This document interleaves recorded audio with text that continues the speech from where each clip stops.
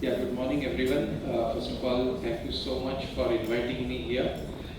Uh, it doesn't make any difference for otologist or a skull-based surgeon if the patient is from North India or South India, but for me it matters. Especially if it is in Alaplasty patient, then definitely it matters. That's my new facial aesthetic clinic. So quickly, we like to divide the India into 5 parts: North, Central, South, Western, and Northeast. Because our ethnicity is different, our diversity is different, our culture is different.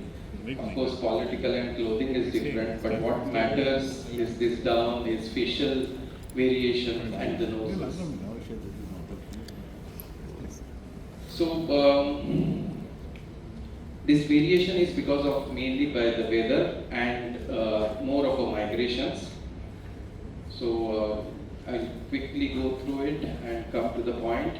What really matters here is external nails with a shorter piriform apertures. Now this happens typically because of the weather. So North Indians have, I'll just show you a few celebrities so you will come to know how it looks. So it's a typical Caucasian noses. Then if you come into the central India, it's more of a Caucasian noses, but a little bit of a tropical heat. There is a variation. Of course, the central tribal is different entirely. Then if you come to the western part, it's more of a central India, but because of the coastal part, again there is a variation. Then if you come to the South India, it's more of a Dravidian noses with a dark complexion, but because of again a migration, there are few people with light complex. And of course, Northeast have Mongolian and or Chinese features there. So typically, we have these Indo-Aryans, Mongolians, and Dravidians. So what matters here is that's a study we have done. It's about the nasal height. Obviously, the north part has more and the northeast has shorter nose. Then quickly to the nasal root, nasal length. Of course, it's very quite predictable where will be the more nasal length and less nasal length in the northeast. What matters here is nasolabial angle as far as this ALAI is concerned, and what really matters is the nasal width. So whatever I'm going to talk now about the alaplasty is not applicable to the Kashmiri nose or a Punjabi nose or not even a northeast noses, but it's applicable to the central part of India and the South India. So okay, so the mean index, that's a theory. Okay, forget it. So what will happen if you get a patient like this? Post-surgery, you have closed this and suddenly if you have not anticipated, then I click this video. Yeah, okay. Is it?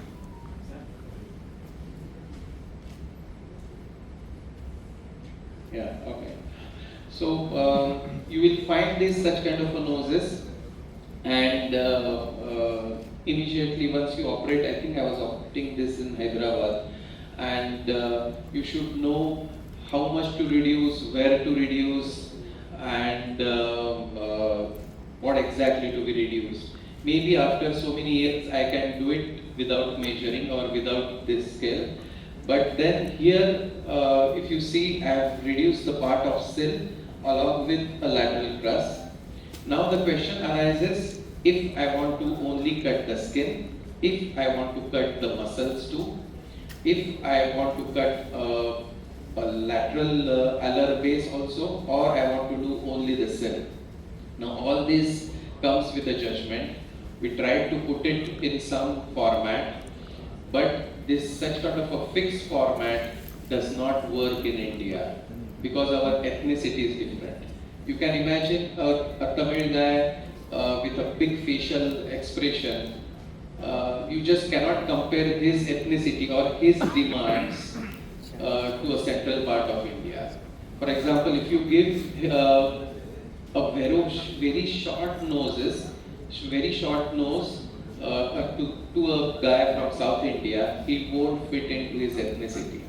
So you have to have a psychological evaluation for these patients, and so it really, so only the anatomy does not make any difference. It has to be an ethnicity, it has to be a demand by the patient.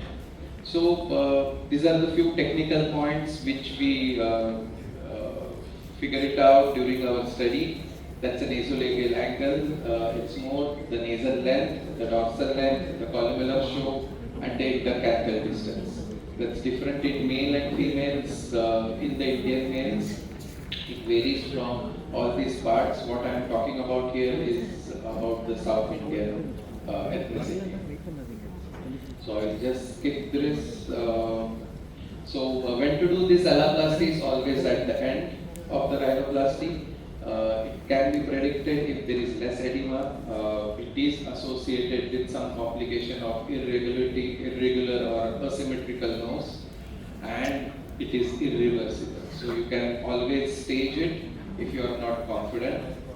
So actually the distance between intercanthal distance it has to be the same distance as ala base. This is without smile. With smile it varies. Now I think according to me this is the most important picture you should be aware of. I hope this PowerPoint this works. Yeah, this pointer. Okay, so this number 1 is a columnar base, 2 is the central columnar part, 3 is infralobular, 4th is a soft triangle, 5th is the lateral wall, 6th is the alar base, and 7th is the nostril sill. If you keep this in mind, so ideally this has to be it has to be like a pyramid, and this is the most important slide for pre-op evaluation of the alar base. This is without smile. With smile, of course it varies, it can go little more than our intercanthal distance. So reduction should improve the nasal harmony with the entire face. It has to be with a facial aesthetic. Yeah, on this one. Yeah. Okay. Yeah. Okay. So now there are various nostrils. You will see. This is a pear-shaped. Then this is the circular one. And then this is a pretty bad horizontal one. Alar rim procedures, the cartilaginous rim graft is always preferred before this alaplasty, especially for this part, for the soft triangles. And this is very tricky situation where you will get this notches here. It's a little different, but then you can still do it with articulated rim grafts. If you are not confident in one go, I think you can stage this, because as I told, this is an irreversible procedure, and it's better to stage it after 3 months or 1 year after the basic primary rhinoplasty. Okay, so this is the basic of our ethnicity, which I will. Okay, now this is a typical of a sill resection where it's more of a horizontal, because the sill, the part 7 which I showed, it's more here. So what are the steps here? Is, as I showed you, you measure the length, measure all the parameters of the base of the nose. Then you measure it, the intercanthal distance, and you decide how much to reduce. It depends whether you cut the skin. If the ethnicity, so it's very important to take a pictures or a video with the patients with a smile. If the smile is really broad and the facial expressions are really, a patient is very expressive, the muscles are really strong, then it's better that you cut this muscle. Otherwise, especially maybe in females, you don't cut the muscles, you just cut the skin and then just suture it. Then, okay, let's go to the video directly. I think I've already shown you this video. Yeah, I think so. So, okay, so then comes is the wedge resection, where the lateral wall or the nasal base is more. So we have these few flarings of the type 1, type 2 and type 3 according to the smile. But again, all this classification is mainly based on the Caucasian noses and not the Indian noses. So we have done our study. But again, as I told, our study is not valid in North India, but it's only in the central part and the South India. So then type 1, you see it's 2 millimeters, this is 3 millimeters. So you have to measure all this complex anatomy, and then accordingly you can cut the exact part of the cell. Either you can see it here, this kind of a only lateral excision, or kind of a hockey stick incision cutting the cell and the lateral wall, or it's only the lateral wall. So you have the slides where we have cut like a hockey stick appearance. So we have cut this part of the cell and the basal one. This is the cutting of only the skin, not the muscle. So 2 to 3 millimeters of vestibular skin should remain there to avoid the notching. So always do the resection of the more flared ala first, and then it avoids the pinch or the pine deformity later. So let's see.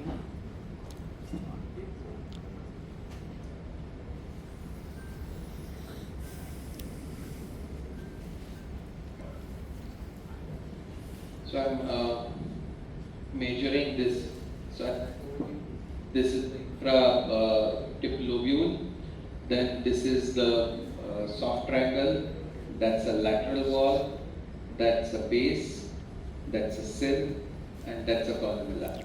So you have to measure, of course, there is a Gaussian here, but then, of course, you have to measure the intercanthal distance here, and how much ala has to be. Now I'm measuring the distance between the medial canthus and the lateral canthus. Then I'm marking. So pre-operatively, you can think of how much to reduce. It may vary, because what happens is in the saddle noses the tip is low, and after the rhinoplasty, if the tip goes up, the lateral wall comes in the center. So sometimes pre-op analysis doesn't make any much of an effect. You have to judge this after doing augmentation of this the nasal tip, or after doing the tip plasty. So so this is small kind of a hockey stick where cell is where I have only removed this part. This is more on the lateral part and going in the groove. Now there are 2-3 factors which whether I have to cut it in the groove, whether I can keep 2 to 3 millimeter skin down for better suturing. It depends again on the ethnicity, again on the smile, and again on this groove. If you cut it, especially in the groove, especially in this nasofacial groove here, and if you don't keep it, it kind of gives you a artificial look. Patient will always feel it, or you will able to come. You can see many actresses or actors, especially actresses in the movies. You will come to know that patient has undergone alaplasty. That's because the surgeon has taken the incision exactly in a groove, and you do get such kind of a pinch appearance here. So it's better to keep hardly 2 millimeters of a small skin tag here down, and then you suture it so that the natural crease here remains. Because ultimately everyone wants, like they don't want to reveal that they have underwent a rhinoplasty. So you have to do that. And now why this is a very common suture here, why not subacute here? Because then what happens is we Indians are very expressive. Our facial movement is more. And previously I used to suture it only subcutaneously here. but with lot of lateral pressures after smile, this they try to gain, and you get a little more hypertrophied scar there. So to avoid that, I've started using a simple sutures, and it hardly shows anything. And sorry, let's try to skip this. It's the same thing on the opposite side, and you have to be really carefully suture it on the other side. There should not be any irregularities there. So then coming to this wedge excision. Previously we used to cut it very smooth like a C, but now we cut this part A and B, and we will suture this notch to this B. This creates this angle, and this creates, as I seen here, it creates this natural crease, because ultimately the patient has to be, he should or she should look with a natural appearance. So wedge excision of alar frame reduction is continuous with this sill resection. So it is again B, and A and B has to, so it's kind of a V-plasty here. So then of course you suture it with 5-0, sometimes with 6-0 So that's a typical of a, you can see a very horizontal part with a lot of flared noses, and then you cut the part of sill here, and if you carefully see, I have kept 2 millimeters of a small skin. I have not taken this incision in the groove, and this A should get sutured there to get a nicely from this horizontal flare to this oval and angled nostrils. Post-surgery instructions, it's very difficult to ask the patient not to smile for a month or have less facial expression for a month, but you try to tell them antibiotic ointment, suture removal on 10th day, and scar management. Generally we will give silicone or even this calendula. It's a homeopathic ointment, but it works for the scars, for the edema also. Sometimes the heparins also. We have photographs after 3 months and 1 year, not to massage. Complications, of course, scarring is the main thing. Luckily, we have not seen any kind of a keloid there, in the, not on the columella, not on the lateral wall of the nose. Notching, yes, if you have not sutured it properly. Now, this is the Q deformity, which is very common. If your preoperative evaluation is not proper, and if you have not sutured it, if you have done only sill resection where the lateral ala base was required, then you tend to put this kind of a Q deformity. And the issue is this is an irreversible thing. Surgically, yeah, it's a little difficult to do it, and later on you can do it, avoid it with a composite graft if there is a lot of scarring and notching there. So pre-op planning is really important to avoid these complications. Few of the discussion, few of the papers, and of course we have these papers. These are the old papers where there was a lot of resections, but it's not really applicable in our Indian scenario. So what really matters is that in proper pre-op evaluation, tissue edema, so which affects your healing and affects your decision making.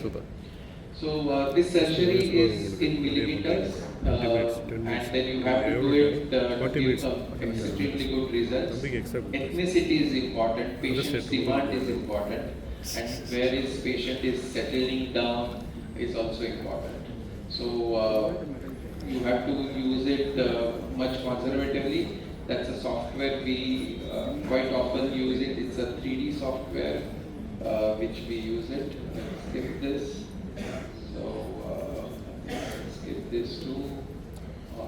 videos, and then thank you so much.